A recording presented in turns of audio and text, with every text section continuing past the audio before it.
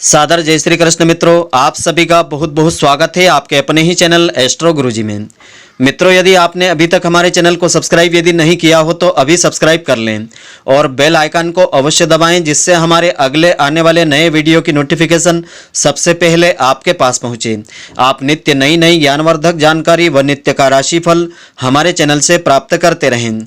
तो मित्रों, आज आपको हम बताने जा रहे हैं समस्त पापों का नाश करने वाली और पुण्यों का उदय करने वाली वरुथिनी एकादशी की पुण्यदायिनी व्रत कथा।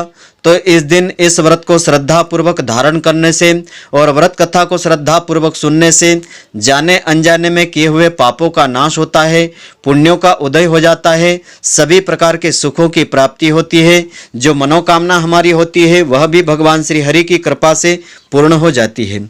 तो मित्रों, पूरे वीडियो को आप ध्यानपूर्वक देखेंगे तभी इसका संपूर्ण फल आपको मिल पाएगा। तो सबसे पहले तो हम जान लेते हैं कि एकादशी का व्रत किस विधि से आपको करना चाहिए।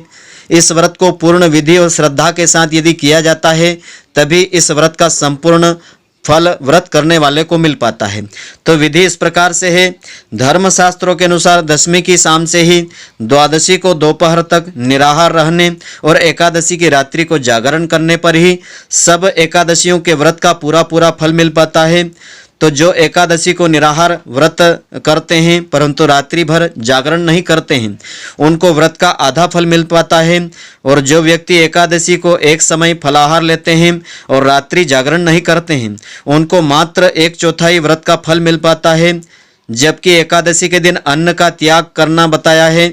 धर्मशास्त्रों में इस दिन अन्न का प्रयोग नहीं करना बताया है। इस दिन अन्न का प्रयोग करने से पाप लगता है। तो व्रत रखने वाले स्त्री पुरुष को इस दिन स्नान करने के पश्चात धूप दीप नैवेद्य अर्पण करके भगवान श्री हरि की श्रद्धा पूर्वक पूजन करना चाहिए और रात्रि के समय दीपदान श्रद्धा पूर्वक करना चाहिए। तो यह जो सब कर्म है आपको क्रोध लोभ मोह का त्याग करके सत्कर्म का भाव रखते हुए करना चाहिए। इस दिन रात्रि को स्त्री से सहवास आपको नहीं करना चाहिए, यानी कि विशेष करके इस दिन ब्रह्मचर्य का पालन आपको अवश्य करना चाहिए। और यह जो व्रत है मिथ्याभाषी यानी झूठ बोलने वाले को, चोर को, पाखंडी को, परिस्त्रीगामी को यह व्रत नहीं करना चाहिए, वरना उसे इस व्रत का फल नहीं मिलता है। तो यह व्रत भक्ति युक्त होकर के रात्रि में जागरण भी करें इस व्रत में और अपनी अपनी शक्ति श्रद्धा सामर्थ्य के अनुसार इस दिन ब्राह्मणों को दक्षिणा वस्त्र आदि दान में देवें और प्रणाम करके उनसे त्रुटियों के लिए क्षमा याचना भी करें। तो जिस प्रकार कृष्ण पक्ष की एकादशी का व्रत किया जाता है, ठीक वैसा ही शुक्ल पक्ष की एकादशी का व्रत करने का विधान होता है। इस व्रत के पारण की विधि इस प्रकार से है। श्रद्धा पूर्वक इस व्रत को करने के पश्चात इस व्रत का पारण इस प्रकार से आपको करना चाहिए कि द्वादशी तिथि के दिन ब्राह्मणों को पहले इसमें भोजन करवाना चाहिए। जो ऐसा करने में असमर्थ हो तो ब्राह्मण भोजन के निमित्त भोजन की सामग्री किसी भी देव मंदिर में या सुपात्र ब्राह्मण को श्रद्धा पूर्वक दान में देना चाहिए और हरिवासर में पारण करना निषेध बताया गया है। तो द्वादशी तिथि के दिन प्रातःकाल 9 बजे के पहले आपको इस व्रत का पारण कर लेना चाहिए। एकादशी के व्रत करने वाले मनुष्य यदि सभी नियमों का पालन कर सके तो यह व्रत उन्हें पूर्ण फल देने वाला और सिद्धि को देने वाला हो जाता है। तो हेमंत ऋतु में मार्गशीर्ष मास आने पर कृष्ण पक्ष की एकादशी तिथि को इसका उपवास रखना चाहिए। इसकी विधि इस प्रकार से होती है कि शुद्ध मन से स्त्री पुरुष दशमी को सदा भुक्त एक मुक्त रहे, यानी दिन में केवल एक बार भोजन ग्रहण करें। दिन के 8वें भाग में जब सूर्य का तेज मंद पड़ जावे तो उसे नक्त भोजन जानना चाहिए। रात्रि को भोजन करना नक्त नहीं माना जाता है। तो सभी विवाहित स्त्री पुरुषों को तारे दिखाई देने तक नक्त भोजन करने का विधान होता है और सन्यासियों के लिए दिन के 8वें भाग में अर्थात रात्रि में भोजन करने का निषेध बताया गया है। सन्यासी वर्ग को रात्रि में भोजन नहीं लेना चाहिए अथवा फलाहार नहीं लेना चाहिए। तो एकादशी के व्रत की विधि इस प्रकार से है। इस दिन श्रद्धा पूर्वक इस विधि के अनुसार यह व्रत किया जाता है तो पूर्ण सिद्धि इससे मिलती है, भगवान श्री हरि की कृपा मिलती है। तो इस दिन पूजन करने वाले स्त्री पुरुष को स्नान करके स्वच्छ पीले या सफ़ेद वस्त्र धारण कर लेना चाहिए। धोती दुपट्टा और यज्ञोपवीत धारण कर लेना चाहिए और पूजन प्रारंभ करने से पहले अपना मुख पूर्व दिशा की ओर रखना चाहिए, पूर्व दिशा की ओर करके बैठना चाहिए और अपनी पत्नी को दाहिनी ओर बैठा करके अपने सामने भगवान श्री हरि की प्रतिमा को विराजित करना चाहिए और स्वयं दोनों गठबंधन करके पूजन आरंभ करना चाहिए। इस दिन आपको कुशा या आम के पत्तों से बने हुए आसन पर बैठना चाहिए और आम के पत्ते से अपने ऊपर पूजन सामग्री के ऊपर जल छींटना चाहिए। 3 बार भगवान का नाम उच्चारण करके जल पीना चाहिए। पुनः हाथ धो लेना चाहिए और हाथ में डाब की पवित्री यानी डाब की अंगूठी बना करके धारण करना चाहिए और हाथ में अक्षत फूल लेकर के भगवान श्री हरि का और गरुड़ जी का ध्यान करना चाहिए। फूल और अक्षत मूर्ति पर अर्पण कर देना चाहिए। इसके बाद भगवान की पूजन आपको आरंभ करना चाहिए। तो सबसे पहले तो आपको पूजन कलश की पूजन करना चाहिए। उसके पश्चात भगवान श्री हरि की प्रतिमा को एक पात्र में विराजित करके 4 बार जल से स्नान करवाना चाहिए। उसके पश्चात उनको पंचामृत से स्नान करवाना चाहिए। पुनः चंदन के जल से स्नान करवाना चाहिए और इत्र के जल से स्नान करवाना चाहिए। गुलाब जल उपलब्ध हो तो उससे आपको स्नान करवाना चाहिए।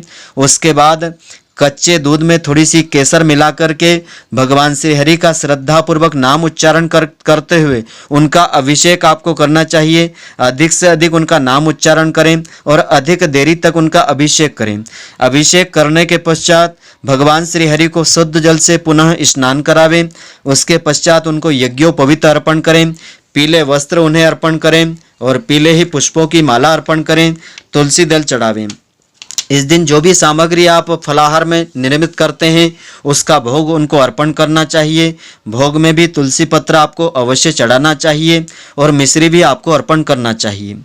तो धूप दीप नैवेद्य इस प्रकार लगाने के पश्चात एक श्रीफल के ऊपर स्वास्तिक बना करके कुछ द्रव्य दक्षिणा और पुष्प रखें और कर्पूर से श्रद्धापूर्वक आरती उतार देना चाहिए और श्रद्धापूर्वक इस दिन की इस व्रत कथा को श्रद्धापूर्वक आपको श्रवण कर लेना चाहिए, जिससे कि इस व्रत का अनंत गुना फल आपको मिलता रहे। तो यह व्रत कथा इस प्रकार से है कि भगवान श्री कृष्ण जी ने कहा कि हे युधिष्ठिर, वैशाख मास कृष्ण पक्ष की वरुथिनी के नाम से यह तिथि प्रसिद्ध है। यह इस लोक और परलोक में सौभाग्य को देने वाली तिथि होती है। वरुथिनी एकादशी के व्रत से ही सदा सौख्य का लाभ और पाप की हानि होती है, यानी जाने अनजाने में किए हुए पापों का इससे नाश हो जाता है, पुण्यों का उदय होता है। यह समस्त लोकों में भोग और मोक्ष को देने वाली हो जाती है। इसी वरुथिनी एकादशी के व्रत से राजा मांधाता तथा धुंधुमार आदि अनेक राजा स्वर्ग लोक को चले गए थे। तो वरुथिनी एकादशी का फल 10,000 वर्षों तक तपस्या करने के बराबर फल मिलता है। अन्नदान का सर्वाधिक महत्व बताया गया है, क्योंकि देवता पितृ तथा मनुष्यों को अन्न से ही तृप्ति होती है। तो विश्व में कोई भाग्यहीन भी यदि इसका व्रत करे तो उसको सौभाग्य मिल जाता है। केवल उसका मन शुद्ध पवित्र होना चाहिए, तो इस व्रत का अनंत गुना फल व्रत करने वाले को मिल जाता है। तो कन्यादान के समान ही गाय का दान बताया है। यह साक्षात भगवान का कहना है। तो सब दानों में बड़ा दान विद्या दान माना गया है। अतः मनुष्य वरुथिनी एकादशी का व्रत करके विद्या दान के बराबर फलों को भी प्राप्त कर लेता है। जो लोग कन्या के धन से अपनी आजीविका चलाते हैं या कन्या का धन हरण कर लेते हैं, वे अपने पुण्यों का क्षय होने पर यातनामय नरक में चले जाते हैं। उन्हें नरक अवश्य भोगना पड़ता है। इसलिए प्रयत्न करके कन्या के धन का उपयोग करने से हमेशा हमको बचना चाहिए, अन्यथा उनको दान ही हमको करना चाहिए और उनके धन को अपने काम में नहीं लेना चाहिए। जो अपनी शक्ति के अनुसार आभूषणों से विभूषित करके पवित्र भाव से कन्या का दान करता है, उसके पुण्यों की संख्या बताने में चित्रगुप्त भी असमर्थ है। तो वरुथिनी एकादशी के व्रत को करके भी मनुष्य उसी के समान फलों को प्राप्त करने वाला हो जाता है। तो वरुथिनी एकादशी का व्रत करने वाले वैष्णव जन पुरुष को 10वीं तिथि अथवा द्वादशी तिथि को इन 12 वस्तुओं का त्याग अवश्य कर देना चाहिए। तो इन दिनों में आपको कांसे के बर्तन में भोजन नहीं लेना चाहिए। उड़द का प्रयोग नहीं करना चाहिए। उड़द की दाल प्रयोग में नहीं लें। मसूर की दाल का प्रयोग नहीं करना चाहिए। चने का प्रयोग नहीं करना चाहिए। शाक, मधु और दूसरे का अन्न प्रयोग नहीं करना चाहिए। इस दिन आपको 2 बार भोजन अथवा 2 बार फलाहार नहीं लेना चाहिए। यदि आप अशक्त हैं, रोगी हैं, तो 2 बार फलाहार या दूध आदि ले सकते हैं। इस दिन शराब आदि का त्याग करना चाहिए और ब्रह्मचर्य का पालन करके इस व्रत को करना चाहिए। तथा इस दिन विशेष करके पशु की सवारी करने से आपको बचना चाहिए। किसी भी पशु को तकलीफ बिल्कुल नहीं देना चाहिए, वरना इस एकादशी का फल नहीं मिलता है। एकादशी के व्रत में इन वस्तुओं का परित्याग करने के साथ साथ इन वस्तुओं का त्याग भी आपको कर देना चाहिए। इस दिन जुआ, सट्टा आदि खेलने से आपको बचना चाहिए। दिन में नींद लेना भी पाप बताया है। इस दिन जागरण करना चाहिए, पान का प्रयोग नहीं करना चाहिए और अपने दांतों को वैसे स्वच्छ इस दिन रखना चाहिए। दूसरों की निंदा करने से बचना चाहिए। किसी की चुगली आदि आपको नहीं करना चाहिए और चोरी आदि नहीं करना चाहिए। हिंसा नहीं करना चाहिए, क्रोध करने से बचना चाहिए, असत्य भाषण नहीं करना चाहिए और अपना समय इस दिन बर्बाद आपको बिल्कुल नहीं करना चाहिए।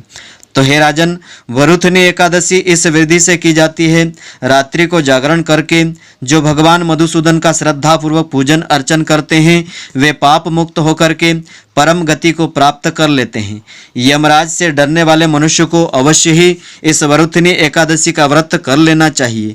इसके पढ़ने और सुनने से सहस्त्र गौदान करने जैसा फल मिल जाता है और मनुष्य सब प्रकार के पापों से मुक्त होकर के अंत समय में मोक्ष फल प्राप्त कर लेता है।